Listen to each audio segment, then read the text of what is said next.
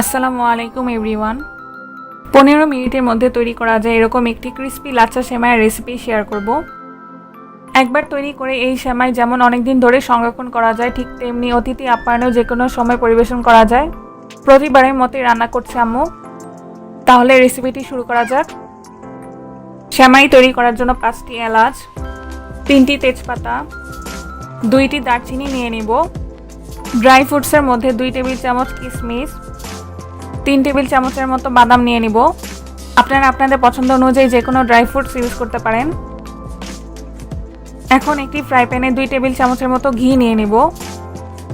ঘি হালকা একটু গরম হয়ে আসলে কিশমিশ দিয়ে দিব। তারপর 5 সেকেন্ডের মতো ভেজে নিব। 5 সেকেন্ড পর বাদামগুলো দিয়ে দিব। এখন এগুলো হালকা বাদামি করে ভেজে নিতে হবে। কিশমিশগুলো কি সুন্দর ফুলে উঠেছে। ড্রাই ফ্রুটসগুলো ভাজা হয়ে গেছে। এখন ড্রাই ফ্রুটসগুলো তুলে নিব। ড্রাই ফ্রুটসগুলো পরে ব্যবহার করার জন্য এক সাইডে রেখে দিব। এখন এলাচ, দারচিনি ও তেজপাতাগুলো দিয়ে দিব।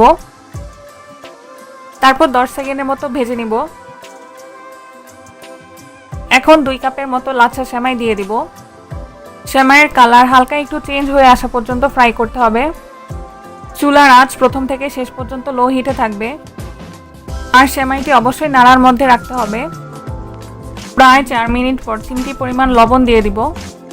মিষ্টি খাবারে যারা লবণ পছন্দ করেন তারা এই পর্যায়ে লবণ দিয়ে দিবেন। তারপর হাফ কাপের মতো চিনি দিয়ে দিব। চিনি আপনারা আপনাদের স্বাদ অনুযায়ী অ্যাড করবেন। এই সেমাই ফ্রেশ কোরানো নারকেলও আপনারা ব্যবহার করতে পারেন। চিনি মিক্স করা হয়ে গেলে হাফ কাপের মতো গুঁড়া দুধ দিয়ে দিব। তারপর সবকিছু ভালো করে মিক্স করে নিব। এর মাঝে গরম মশলাগুলো তুলে ফেলব।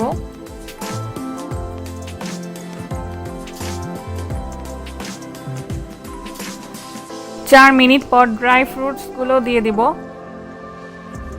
তারপর ভালো করে মিক্স করে নিব।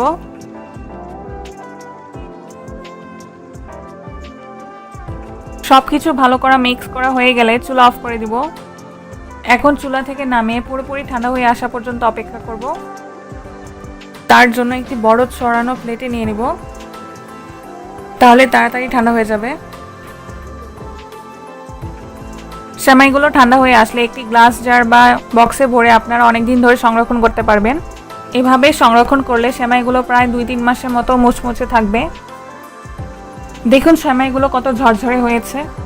আপনারা এই ঈদে এভাবে সেমাই তৈরি করতে পারেন। এটি তৈরি করা যেমন সহজ, তেমনি খেতেও অনেক মজা লাগে।